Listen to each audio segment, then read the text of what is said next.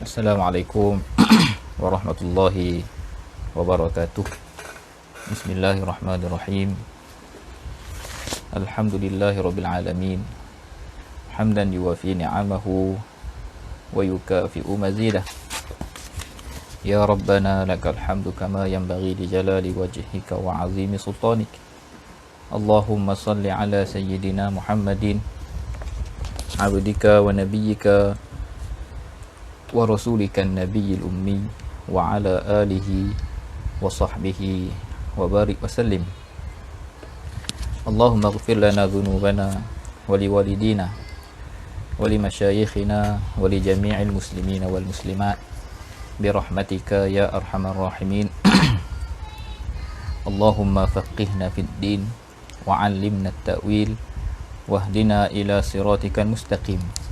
Allahumma faqihna wa faqih ahlana wa auladana fi dinika. Allahumma inna nas'aluka 'ilman nafi'a wa rizqan thayyiba wa 'amalan mutaqabbala. Wa la hawla wa la quwwata illa billah al-'aliyyil 'azim al-'azizil hakim. Wa ba'du. Tuan-tuan dan puan-puan, muslimin muslimat rahimakumullah. Alhamdulillah kita bertemu lagi pada hari ini untuk kita menyambung perbincangan, pembacaan dan muzakarah kitab Safinatun Najah di dalam bidang fiqh mazhab Imam Syafi'i rahimahullah. Dan saya minta maaf hari ini kita injakkan kelas yang sebelah pagi ke selepas zuhur sebab ada sedikit kekangan. Dan kita teruslah insya-Allah. Kita masih lagi di mukadimah kita masih lagi di mukadimah oleh tuan pengarang, yang mana pada kelas minggu lepas kita telah sentuh perbincangan tentang Bismillahirrahmanirrahim. Kita sentuh tentang hadis-hadis yang menganjurkan kita memulakan urusan-urusan kita dengan membaca Bismillahirrahmanirrahim. Dan kita sebut juga tentang persoalan sifat ar-rahmah yang menjadi asas dan pegangan utama bagi kita selaku penuntut ilmu dan juga sebagai seorang muslim dalam kita menjalani kehidupan kita sebagai hamba Allah Ta'ala di atas muka bumi ini. Dan begitu juga kita sudah sentuh sedikit sebanyak tentang kita bincang sedikitlah pada minggu lepas tentang persoalan kita memohon bantuan dan pertolongan daripada Allah Subhanahu Wa Ta'ala dalam segenap urusan kita, sama ada urusan dunia dan akhirat. Itu yang kita sentuh dan kita bincang sedikit tentang pembahagian yang dikatakan ilmu-ilmu syarak ataupun ilmu-ilmu yang dikatakan ilmu duniawi, dan yang mana kita dah buat kesimpulan kesemuanya adalah untuk melaksanakan perintah Allah belaka. Hari ini insya-Allah kita sambung masih lagi di peringkat mukadimah. Kita akan sentuh sikit kerana pada kelas yang lepas kita tak sentuh lagi tentang perkataan alhamdulillahirabbil alamin. Dan kita akan sentuh hari ini insya-Allah tentang alhamdu, puji-pujian pada Allah, dan kemudiannya selawat kepada Rasulullah SAW dan ahli keluarga baginda. Dan kita akan sentuh sedikit tentang lafaz al-hauqalah insya-Allah. Baik, kita qala al-musannif rahimahullah wa nafa'ana bihi wa bi'ulumihi wa ulumi masyayikhina fid darain amin. Bismillahirrahmanirrahim. Alhamdulillahi rabbil alamin. Kita akan sentuh sikit insya-Allah tentang alhamdu.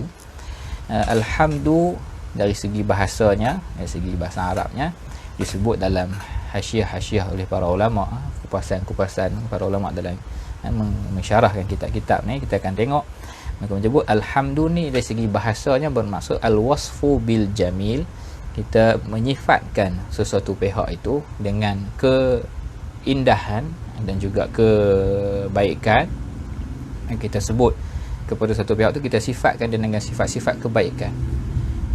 Dan jamil itu kita ucapkan itu, kita sifatkan itu li ajlil jamil al-ikhtiyari, kerana atas asas atas keindahan dan kebaikan yang berbentuk ikhtiyar, pilihan. Lawannya lah al-ittirari lah, kebaikan ataupun keindahan yang berbentuk tiada pilihan. Yang dikatakan kebaikan ataupun keindahan yang berbentuk ada pilihan, ialah bentuk yang kita boleh pilih, perbuatan-perbuatan yang boleh pilih, itulah yang bermaksud. Contohnya orang berbuat baik, maka kita pun sebut, kita sifatkan dengan sifat kemuliaan, sifat keindahan. Sebab apa? Sebab dia buat baik pada kita tu lah dipanggil al-jamil al-ikhtiyari, keindahan dan kebaikan yang ada unsur pilihan.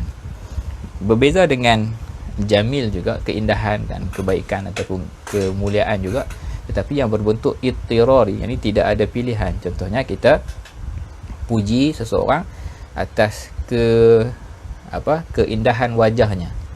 Yang ni disebut indah wajah, ni jamil, benda yang elok, benda yang baik, tetapi dia berbentuk tiada pilihan. Ini dalam istilah bahasa Arab disebut al-madhu. Dia bukan alhamdu, yang itu dia pergi pada al-madhu. Sebab apa? Kita sebut keindahan itu, tapi keindahan itulah berbentuk yang tiada pilihan. Tak apalah, ini dari segi teknikal perbahasan, dari segi bahasa, yang penting al-wasfu bil jamil, kita menyifatkan sesuatu dengan keindahan dan kemuliaan. Okey. Sama ada antara contoh yang dikatakan jamil ikhtiyari ni, perbuatan indah, perbuatan mulia ni yang berbentuk ada pilihan, adalah contohnya memberi nikmat, memberi bantuan. Itu so kita panggil perkara-perkara yang indah lah, perkara-perkara yang baik. Dan kita sebut kita sifatkan sifat mulia itu kepada orang yang kita, ataupun pihak yang kita nak sifatkan tu, ala jihati tabjil wa ta'zim, dari sudut kita menyifat itu ada unsur, ataupun dari sudut kita mengagungkan dan kita memuliakan dia. Itu kita panggil alhamdu dari segi bahasa. Jadi berkata Syekh Abdul Karim, saya banyak merujuk pada Syekh Abdul Karim Al-Matari dan juga Syekh Ahmad Al-Maihi dalam hasyiah mereka, mengatakan dari segi urufnya pula, dari segi maksud alhamdu, pujian dari segi uruf, dari segi istilah ni, dia kata apa sahaja perbuatan fi'lun yumbi'u an ta'zimil mun'imi, kita melakukan perbuatan yang memberi isyarat ataupun yang menunjukkan bahawa kita memuliakan pemberi nikmat kepada kita. Tak kisahlah sama ada sesama makhluk ini ataupun yang kita bincang dari sudut kita sebagai hamba kepada Allah Ta'ala, maka apa saja perbuatan yang kita buat, berkata Syekh Ahmad Al-Maihi, dia kata tak kisahlah sawa'un bil lisan, perbuatan itu perbuatan yang datang daripada lidah, yang memberi isyarat kita ta'zim, kita mengagungkan pemberi nikmat kepada kita, ataupun mahabbatan bil jinan, ataupun perbuatan itu adalah kasih yang ada dalam hati kita terhadap pihak yang memberi nikmat. Itu kita perbuatan dengan hati, ataupun perbuatan dengan anggota tubuh kita lah, kita rokok, kita sujud dan sebagainya. Perbuatan itu yumbi, memberi isyarat, menunjukkan kepada ta'zimnya kita, mengagungkan kita. Perbuatan kita mengagungkan al-mun'im, pemberi nikmat kepada kita, bisababi in'amihi alaina au ala ghairina, disebabkan nikmat yang Allah Ta'ala beri pada kita ataupun beri kepada selain daripada kita. Jadi ini yang dimaksudkan dengan alhamdu, puji-pujian. Jadi puji dari segi urufnya bukan sekadar dengan lidah, tetapi apa sahaja perbuatan, sama ada perbuatan itu dengan lidah, sama ada perbuatan itu dalam hati kita, ataupun perbuatan itu dengan anggota tubuh, tetapi semua perbuatan itu menunjukkan kita memuliakan, kita mengagungkan yang memberi nikmat kepada kita ataupun yang memberi nikmat kepada selain daripada kita. Itulah yang dimaksudkan dengan alhamdu. Ini kita puji, puji-pujian bagi Allah. Jadi kenapakah disebut alhamdulillah, hanyalah bagi Allah. Lam kat sini sebut lam, disebut dalam ala wajhil hasri, maksudnya khusus. Puji-pujian ni adalah, kalau kita tengok terjemah Jawi ni, puji-puji itu tertentu bagi Allah, maksudnya hanyalah kepada Allah Subhanahu wa Ta'ala. Yang ni saya kata kerana dari segi hakikatnya, apa sahaja kebaikan-kebaikan, apa sahaja nikmat-nikmat, apa sahaja keindahan-keindahan yang sampai kepada kita selaku makhluk Allah ini, sama ada melalui asbab manusia ataupun yang sampai secara langsung kepada kita tanpa melalui perantaraan ini, kesemuanya adalah daripada Allah Subhanahu wa Ta'ala. Kerana semuanya adalah dengan kurniaan dan perbuatan daripada Allah, maka selayaknya lah puji-pujian kita mengagungkan, kita memuliakan, kita nu'azzim, kita mengagungkan ni, kita mengangkat tinggi, membesarkan Allah ini, membesarkan dan memuji itu hanyalah dari segi hakikatnya hanyalah kepada Allah Subhanahu wa taala. Jadi itulah yang dimaksudkan dengan alhamdu. Kita sebut apa sahaja perbuatan yang dibuat oleh seseorang hamba itu dari sudut dia nak mengagungkan, mengisyaratkan kepada memuliakan dan mengagungkan pihak yang memberi nikmat kepadanya. Sebab itulah disebut ta'rif puji-pujian dari segi uruf ataupun istilah ini sama makna dengan syukur. Sama makna dengan syukur. Jadi bila seseorang itu dia bersyukur, apakah cara dia nak bersyukur di atas segala nikmat Allah? Bersyukur dengan 3 jalan. Syukur dengan cara lisan. Lisan kita menyebut puji-pujian, menyebut kebaikan-kebaikan, menyifatkan pihak yang memberi nikmat itu dengan puji-pujian, maka itu dikira syukur dengan lidah. Bersyukur dengan hati, ini kita penuhkan hati kita, kita isi jiwa kita ni dengan kasih pada Allah disebabkan nikmat ke atas kita tadi daripada Allah Ta'ala. Dan yang ketiga, syukur kita dengan anggota tubuh, yang ni anggota tubuh kita bergerak melaksanakan segala perintah dan tuntutan Allah Ta'ala ke atas diri kita. Maka itu juga menunjukkan kepada kita memuji dan mengagungkan Allah Subhanahu Wa Ta'ala. Jadi dia ada hubung kaitlah di antara syukur dan juga di antara puji-pujian dari segi istilah ataupun dari segi uruf. Jadi alhamdu kita ulang sebut, maksudnya kita menyifatkan sesuatu pihak yang ni dalam kita bincang ni dengan kita sebagai hamba kepada kita menyifatkan Allah Ta'ala dengan sifat-sifat keindahan, kita menyebut Allah Ta'ala dengan segala bentuk kebaikan di atas rasa syukur dan atas terima kasih di atas nikmat Allah kepada diri kita. Ini maksud alhamdu. Jadi dia berkait rapat puji-pujian ni dia berkait rapat dengan nikmat, dan juga dia berkait rapat dengan kemuliaan dan keagungan Allah Subhanahu Wa Ta'ala. Sebab itulah kita sebut puji-pujian pada Allah tu bukan sekadar nikmat yang Allah Ta'ala beri pada kita. Bahkan sekiranya tidak dilihat dari sudut nikmat itu sendiri pun, Allah Ta'ala tetap berhak di atas segala puji-pujian. Sebab apa? Sebab Allah Ta'ala lah yang memiliki segala keagungan dan segala kemuliaan. Zat Allah Ta'ala yang mulia itu sudah layak untuk dipuji. Bahkan sangat, bahkan orang kata apa, sepatutnya, selayaknya lah untuk dipuji. Lillahi Rabbil Alamin. Berkata Al-Imam Ibn Hajar Al-Haytami, yang dimaksudkan dengan Rabb, kita sebut lillah, hanyalah tertentu bagi Allah. Khusus puji-pujian ni hanyalah bagi Allah. Kemudian Tuan Syekh sebut tentang Al-Imam Ibn Hajar menghuraikan makna Rabb. Kita nak relatekan dengan lafaz Alhamdulillah ni. Lafaz Rabb dalam bahasa Arab, Rabbun, bermaksud Malik, pemilik. Begitu juga Imam Ibn Hajar menyebutkan maksud Rabbun adalah Sayyid, yakni ketua ataupun kita kata penguasa ataupun penghulu, kita gunakan maksudnya yang paling tinggi, yang menguasai ataupun menjadi ketua lah ataupun yang menjadi pemilik. Begitu juga Rabbun dengan maksud muslih, yang memperelokkan, yang memperbaikkan, yang menjaga. Murabbi juga maksud Rabb, penjaga. Begitu juga Rabb bermaksud Khaliq, pencipta, yang mencipta daripada tiada kepada ada.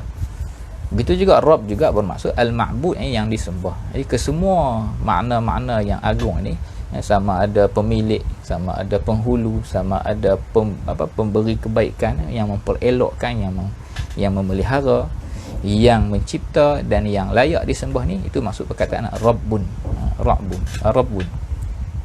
Dan berkata Tuan Syekh kata, i'lam wujuhu tarbiyatihi ta'ala li khalqihi la yuhitu bihi ghairuhu subhanahu wa ta'ala.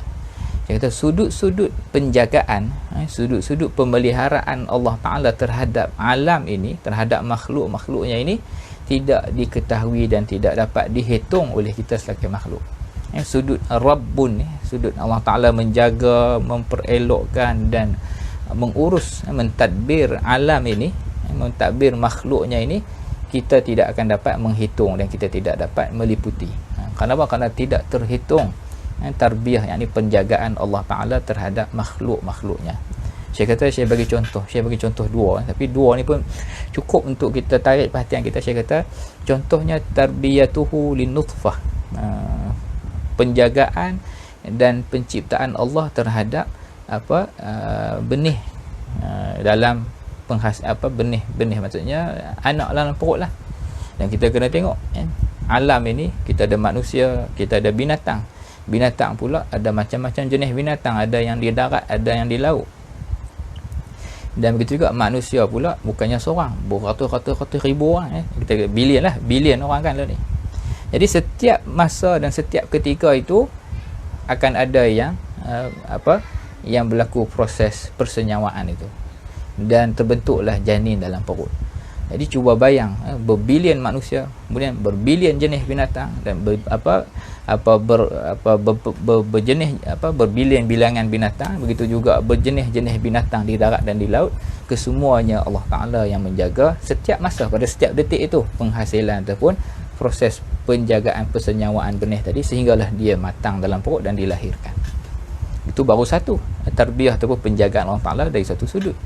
Bila saya kata dari segi tumbuh-tumbuhan, binatang yang hidup tadi, begitu juga dari segi tumbuh-tumbuhan, berapa banyak bilangan tumbuh-tumbuhan di atas muka bumi ini yang Allah Ta'ala lah yang jaga daripada start dia jatuh benihnya ataupun bunganya ke tanah, dan daripada situlah naik sikit demi sikit, tumbuh dan mengeluarkan buah-buahan. Saya kata daripada sudut dua ini saja, kita sebut tarbiyah penjagaan Allah Ta'ala pada dua sudut ini, saya kata kita sudah boleh lihat, kita boleh tengok hikmah daripada kesemua sudut penjagaan tarbiyah Allah Ta'ala terhadap alam ini. Kita akan boleh tengok kesemuanya itu akan menjurus kepada kita manusia. Menjurus dari sudut apa? Dari sudut yang sama ada daripada binatang-binatang yang lahir itu, lembu, kambing, ayam, setiap hari kita tenang tak terfikir, kita makan makan senang sampai kita tak fikir proses daripada dia duduk dalam perut mak dia tu nak lahir, nak bentuk telur dan sebagainya, daripada peringkat persenyawaan sampailah keluar kepada telur dan kemudian besar menetah jadi ayam tu, semuanya adalah dengan penjagaan dan pemeliharaan daripada Allah belaka. Saya kata semuanya kerana apa? Tahsil ma yahtaju ilaihil adami. Kesemuanya tu Allah Ta'ala buat penjagaan terhadap pentadbiran terhadap alam ini, kesemuanya untuk memberikan anak Adam ini boleh mendapat segala hajat-hajat dan keperluannya daripada makanan, daripada tumbuhan, daripada sayur-sayuran dan pemakanan. Sebab itulah bila kita relate balik, inilah kita sebut, bila sebut Rabbul Alamin tu, dia akan balik kepada puji-pujian, puji-pujian kepada Allah. Sebab tu sebut Alhamdulillahi Rabbil Alamin, segala puji bagi Allah, Tuhan yang mentadbir dan mencipta, memelihara sekalian alam. Jadi buat al-alamin, kesemua perkara lah, kesemua makhluk selain daripada Allah Ta'ala. Kesemuanya di dalam pentadbiran dan penjagaan daripada Allah. Sebab itulah kalau kita tengok dalam zikrullah, zikir-zikir, hadis-hadis Nabi SAW menyebut tentang kelebihan zikir, kedudukan lafaz alhamdu ni, Rasulullah walhamdulillah tamla'ul mizan. Lafaz alhamdulillah ni, lafaz alhamdu, pujian bagi Allah ni, tamla'ul mizan, akan memenuhi timbangan amal. Satu lafaz alhamdu. Sebab apa? Sebab ia merangkumi pengiktirafan kita kepada keagungan Allah. Dia mengandungi pengiktirafan kita terhadap nikmat Allah kepada kita. Dia mengandungi juga unsur tauhid ataupun makrifah. Kita kenal Allah Ta'ala dengan pengenalan sebenarnya Allah Ta'ala lah sebagai pentadbir dan pemberi nikmat dan penjaga, pemelihara kita. Jadi inilah dikatakan lafaz alhamdulillah. Lafaz alhamdulillah, sebab tu besar sekali, besar sangat kedudukan lafaz alhamdulillah. Yang berkata Syekhuna Syekh Ali Jum'ah hafizahullah Ta'ala, dia berkata tentang lafaz alhamdulillah, dia kata nahnu la naqdiru an nuwaffiya hamdah. Kita tidak akan mampu untuk menyempurnakan ataupun mencukupkan pujian kita pada Allah. Kita tak akan mampu. Saya kata kita tak akan mampu untuk menyempurnakan pujian kita kepada Allah. Memanglah macam mana kita nak puji bila kita sebut yang semua-semua tadi tu pun memang confirm kita tidak akan dapat melengkapkan, kita tidak akan menyempurnakan, kita tidak akan mampu untuk membalas puji-pujian itu kepada Allah. Fa iza jaddat laka ni'matun au istamarrat ma'aka minnatun wa syakarta Allah Ta'ala bi kalimatil hamdilillah, apabila datang sahaja, jaddad datang saja, refresh, renew nikmat. Setiap masa dapat nafas, setiap masa dapat makanan, petang saya dapat makan, malam lagi dapat minum. Maksudnya sentiasa datang nikmat-nikmat yang baru kepada engkau. Au istamarrat ma'aka minnatun, ataupun nikmat-nikmat yang telah ada tu kekal bersama kamu, dan engkau bersyukur kepada Allah dengan menyebut kalimah alhamdulillah, fa inna zalika innama huwa min taufiqillah. Bahkan kalau kita ucap puji-pujian itu pun ianya sendiri masih daripada taufik Allah Ta'ala ke atas kita. Syekh kata, jadi bila kita sedar puji-pujian, ketaatan kita pada Allah juga adalah disebabkan taufik daripada Allah, nikmat yang zahir tubuh badan kita pun pemberian daripada Allah. Syekh kata, fa yanbaghi alaika hina izin, maka sepatutnya ke atas kamu ketika itu antahmadahu ala taufiqika, hendaklah kita puji lagi sekali pula. Puji Allah Ta'ala tadi, puji di atas nikmat. Selepas kita dapat nikmat, kita ucap alhamdulillah, kita ucap alhamdulillah pun taufik daripada Allah. Maka selepas taufik daripada Allah tadi, kita kena puji pula Allah Ta'ala di atas taufik Allah Ta'ala kepada kita tadi. Saya kata, maka begitu bila kita perhatikan itu, sedarlah kita tidak akan mampu, kita tak akan mampu untuk menyempurnakan puji-pujian kita kepada Allah. Sebab setiap semuanya, segala sudut semua tu, kesemuanya adalah nikmat dan kurniaan daripada Allah Ta'ala. Jadi ini masuk kita terbesar ni. Sebab itulah besar sekali puji-pujian kepada Allah Subhanahu Wa Ta'ala. Jadi kita dah terang tentang maksud alhamdulillah, kita dah terang juga maksud lillahi ta'ala, dan lillah tadi, dan kita dah terangkan maksud rabbul alamin. Wa bihi nasta'in ala umuri dunya wad din.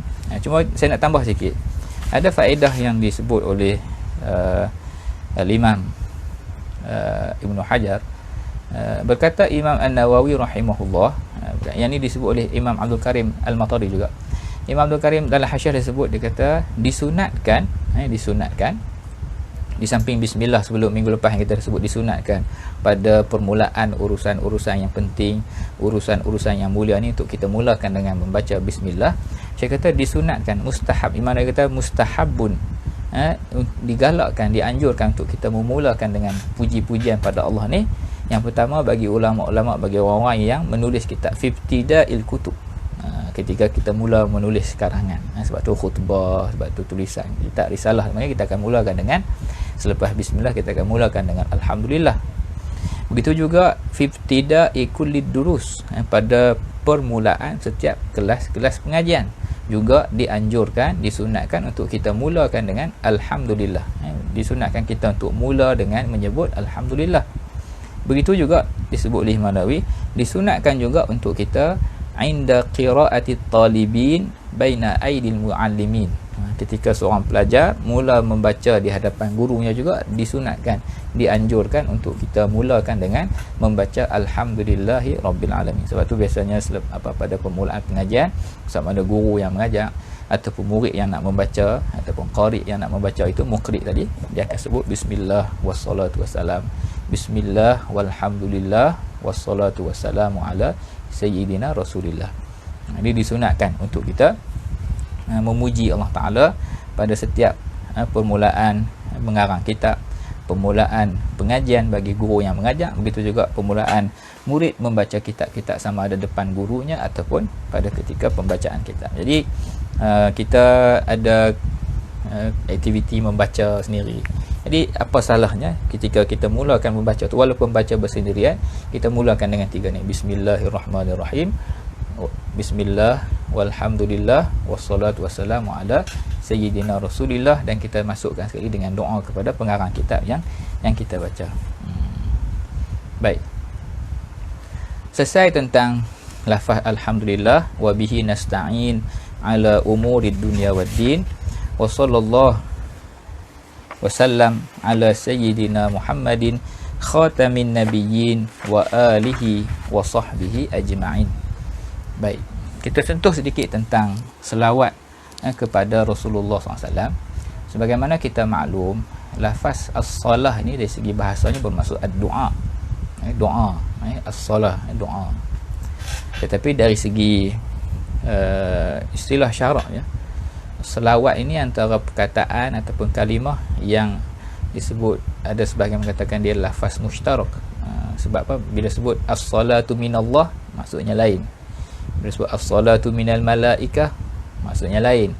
As-salatu minal ibad, daripada hamba-hamba ni, maksudnya lain. Cumanya secara secara ringkasnya, bila sebut as-salatu minallah, Allah Ta'ala berselawat, ini Allah Ta'ala berselawat, yang kita nisbahkan selawat itu kepada Allah Ta'ala. Ini Allah Ta'ala memberi rahmat, Allah Ta'ala memberi rahmat. Dan khusus bila sebut selawat kepada Nabi, rahmah yang diiringi dengan at-ta'zim, ini memuliakan. Bukan sekadar rahmat, tapi rahmat dan juga memuliakan. Rahmah yang diiringi dengan mengagungkan dan memuliakan. Jadi Allah Ta'ala, disebut Allah Ta'ala berselawat kepada Nabi, ini Allah Ta'ala memberi rahmat dan Allah Ta'ala mengangkat darjat dan memuliakan Nabi SAW. Adapun selawat daripada malaikat bermaksud, bila kita al-malaikatu tusalluna, bermaksud malaikat berdoa memohon keampunan. Allahumma ghfir lahu, Allahumma arhamhu. Maksudnya selawat malaikat ke atas hamba ialah malaikat mendoakan keampunan dan mendoakan rahmat Allah kepada hamba yang didoakan tadi. Begitu juga selawat daripada kita kepada Nabi SAW. Sebab tu lafaznya apa? Kita sebut Allahumma. Lafaz selawat kita kepada Nabi SAW, kita sedang memohon pada Allah. Ini kita berdoa kepada Allah. Doa apa? Doa supaya Allah beri rahmat yang diiringi dengan ta'zim kepada Nabi SAW. Maksudnya kita sedang minta. Sebab tu saya, bila orang tanya apa maksud selawat, ringkas kita nak bagi faham apa maksud selawat pada Nabi, kita faham dengan maksud kita berdoa minta pada Allah. Kita minta apa? Kita minta Allah Ta'ala beri rahmat dan Allah Ta'ala angkat darjat Nabi Muhammad SAW. Itulah maksud daripada lafaz selawat kita kepada Nabi. Allahumma salli, ya Allah, berikanlah rahmatmu dan angkatlah darjat, muliakan dan ta'zimkanlah, agungkan, angkat darjat, muliakan, beri kebaikan kepada Nabi Muhammad SAW. Sebagaimana kita doa, kita tak mampu balas jasa mak bapak kita, maka kita minta pada Allah supaya Allah Ta'ala beri keampunan kepada ibu dan bapa kita. Begitu jugalah, tentulah kita sendiri selaku umat Nabi SAW tak mampu untuk membalas jasa Nabi SAW. Maka apa yang kita boleh buat? Kita berdoa, minta pada Allah supaya Allah yang balas, Allah Ta'ala yang memberi kebaikan, Allah Ta'ala lah yang memberi rahmatnya, Allah Ta'ala lah yang mengangkat darjat Nabi SAW. Itulah maksud lafaz selawat daripada lidah kita. Begitu juga lafaz assalam, maksudnya kita mendoakan.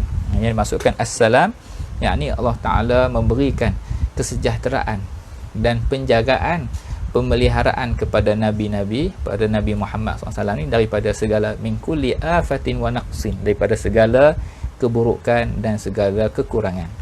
Itu maksud assalam. Jadi kita doa, ya Allah berilah rahmat dan berilah keagungan, berilah naik darjat, berilah segala kebaikan kepada Nabi SAW. Kita iringi juga dengan salam yang kita doakan, ya Allah berilah kesejahteraan, berilah pemeliharaan kepada baginda Nabi dari segala kekurangan dan segala keburukan. Itulah maksud lafaz selawat dan salam kita kepada Nabi SAW. Adapun dari segi fadilat, dari segi kelebihan dan dari segi anjuran dan galakan untuk berselawat ni, tuan-tuan dan puan-puan rahimakumullah, saya yakinlah tuan-tuan sentiasa dengar daripada para asatizah kita. Jadikanlah amalan berselawat ini sebagai amalan yang tidak lekang daripada lidah kita dan tidak lekang daripada amalan kita. Dan alhamdulillah sahabat saya Al-Fadhil Ustaz Ahmad Faiz, penggerak ataupun pengarah kepada Akademi Pemikiran Turah dengan kerjasama daripada pihak Luwak Jawi ni, sekarang ni tengah menghidupkan ataupun buat harian lah untuk membaca selawat Dalailul Khairat. Sebab apa? Sebab kita nak hidup dan kita nak suburkan semula dalam masyarakat kita ini amalan berselawat kepada Nabi SAW dan kecintaan untuk kita berselawat kepada Rasulullah SAW.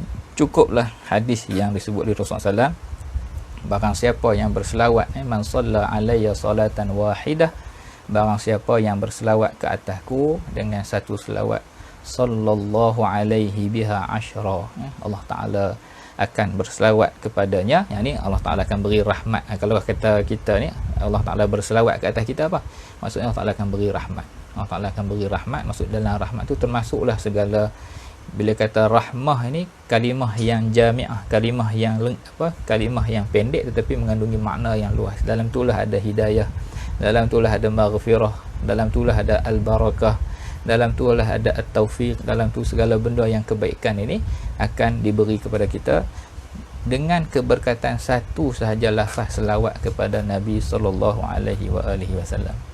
Saya ingatlah ni antara yang saya belajar dengan guru-guru dan juga belajar daripada Al-Azhar Al-Syarif, para ulama.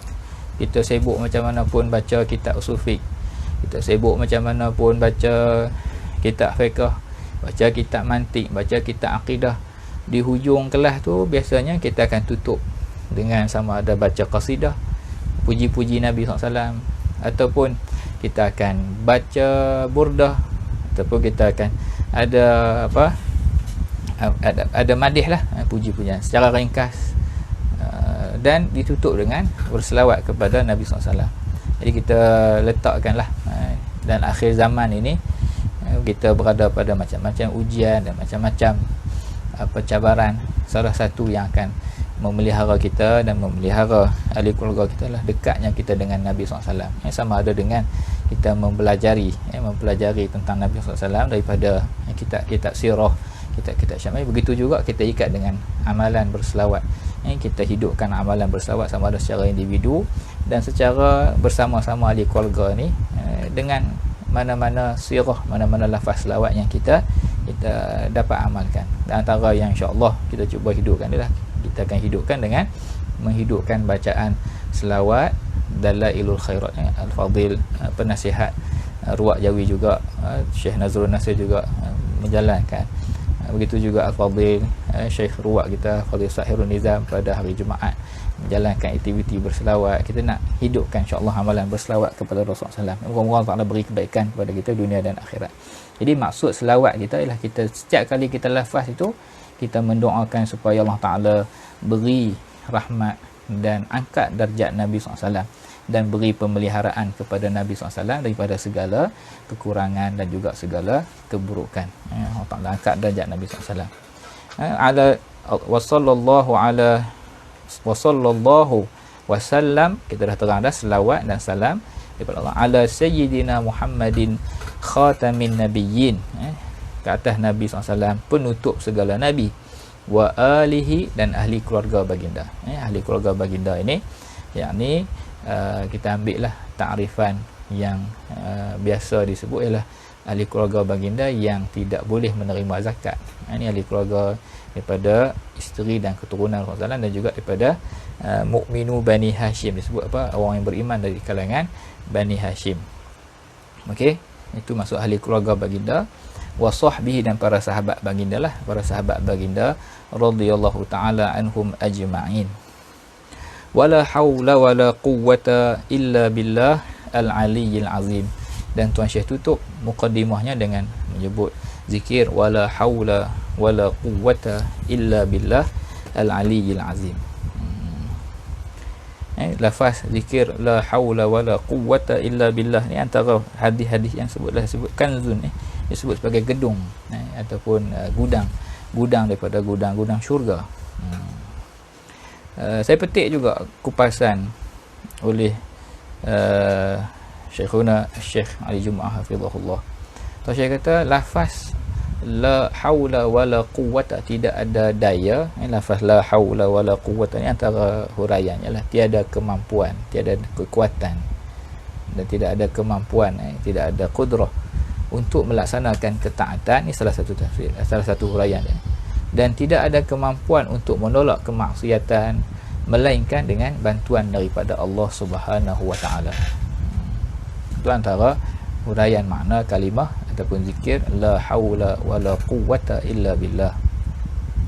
Sebab itulah kalau kita tengok antara dianjurkan bila menjawab azan itu kan, hayya 'alas salah, hayya 'alal falah, kita jawabnya dengan la haula wala quwwata illa billah.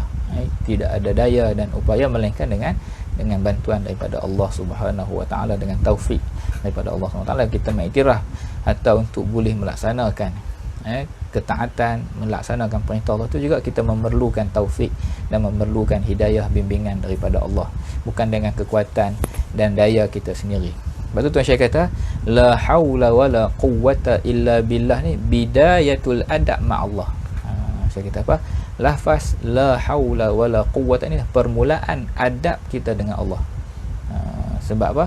Sebab bila kita melaksanakan kebaikan, melaksanakan ketaatan, kita tidak akan melihat diri kita semata-mata kita aku tak. Kita akan melihat semuanya lah dengan taufik dan dengan hidayah, dengan bimbingan daripada ini. Kita permulaan adab kita bersama ataupun adab kita terhadap Allah Subhanahu wa taala. Syekh kata qala Syekhuna Syekh Ali Jumaah hafizahullah, kata yajibu alaika an tanfi nafsaka fi muqabalati wujudihi wa an tatabarra'a min quwwatika wa haulika lahu subhanahu wa ta'ala. Saya kata apa, hendaklah engkau menafikan daripada dirimu itu daripada jika dibandingkan dengan kewujudan Allah Subhanahu wa taala. Maksud menafikan di sini bukanlah kata kita tak wujud, maksud kita menidakkan bahawasanya kita ni ada kemampuan, ada kudrah, ada kekuasaan lah. Wa anta tabarra, dan kau berlepas diri min quwwatika, engkau berlepas diri daripada kekuatanmu, daripada kekuatan dan dayamu, wa haulika, dan dayamu. Kita berlepas diri, kita balik semula, kita sandarkan dan kita nisbahkan semuanya lahu ta'ala, kepada Allah Subhanahu wa ta'ala. Syekh kata apa? Faltafit ila sina'atillahi fil kainat. Maka renunglah kepada segala ciptaan-ciptaan Allah Ta'ala di alam ini. Wala taltafit ila haulika wa quwwatika, dengan semata-mata kau berpaling melihat kepada kekuatanmu dan kepada dayamu, min dunillah, tanpa engkau menisbahkan, tanpa engkau memulangkannya kembali kepada Allah Subhanahu wa taala. Jadi inilah yang dikatakan permulaan adab kita dengan Allah Subhanahu wa taala. Jadi kita selesai beberapa kupasan dan beberapa huraian yang melibatkan muqaddimah oleh tuan pengarang kita, dan insya-Allah pada kelas yang depan kita akan masuk faslun arkanul islami khamsatun dan juga faslun arkanul imani sittatun. Lepas tu barulah kita akan mula faslun alamatul bulugh sittatun. Alamatul bulugh salasah, alamatul bulughi salasatun. Jadi saya mohon maaf lagi, saya buat jadual tak apa nak stabil lagi, dan insya-Allah, dan satu lagi kita bergerak agak slow, perlahan, tapi insya-Allah lah kita tidaklah letakkan, macam saya selalu sebut, kita tidaklah terlampau nak speed untuk nak khatam kitab, tapi kita lebih kepada kita isi secara tidaklah terlampau berat, tidaklah terlampau ringan, tapi secara santai-santai. Moga-moga Allah Ta'ala beri kemudahan dan kebaikan. Jadi saya akhiri pertemuan kita untuk hari ini. Kita selesai peringkat muqaddimah, dah selesai. InsyaAllah kita sambung minggu depan faslun arkanul islami khamsatun. Wallahu a'lam. Aqulu qawli hadza wa astaghfirullahal azim li wa lakum, wa sallallahu ala sayyidina Muhammad wa ala alihi wa sahbihi wasallam, walhamdulillahirabbil alamin. Kita tutup dengan selawat insya-Allah.